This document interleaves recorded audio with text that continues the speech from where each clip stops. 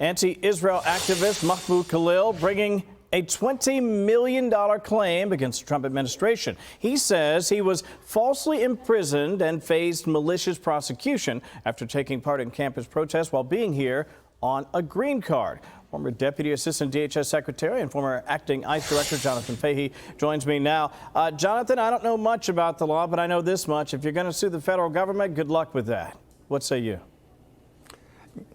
Yeah, it's generally very difficult to successfully sue the federal government. And in this case, I think it's even particularly difficult because remember the case with Mahmoud Khalil. He's released on bond, but the Trump administration is still appealing that decision and appealing the decision of the district court and also seeking to deport him because the Secretary of State Marco Rubio determined his presence is adverse to American foreign policy, which is within the INA. So I think his problems are still going on with possibly being deported and also suing the federal government on things like false imprisonment, malicious prosecutions, a very heavy lift. I think one of the most important points here, though, is it really just shows the difference between the Trump administration and the prior administration, meaning the Trump administration is removing people that they believe are a danger to the community or putting people in danger or adverse to our national interests, while the Biden administration did just the opposite and never even cared if somebody was adverse to our national interests or national security. But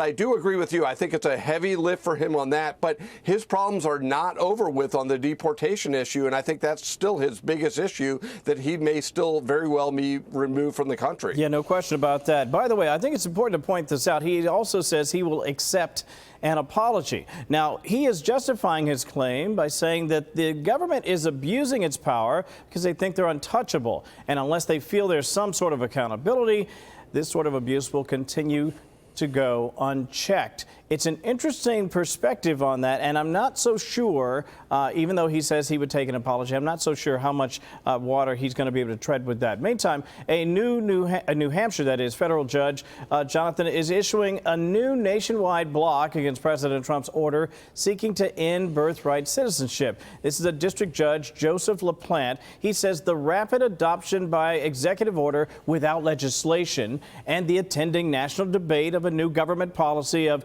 highly questionable constitutionality that would deny citizenship to many thousands of individuals previously granted citizenship under an indisputably longstanding policy constitutes irreparable harm, and that all class representatives could suffer irreparable harm absent an injunction. It's interesting because didn't we just tread this ground here? Didn't the Supreme Court weigh in on this, Jonathan?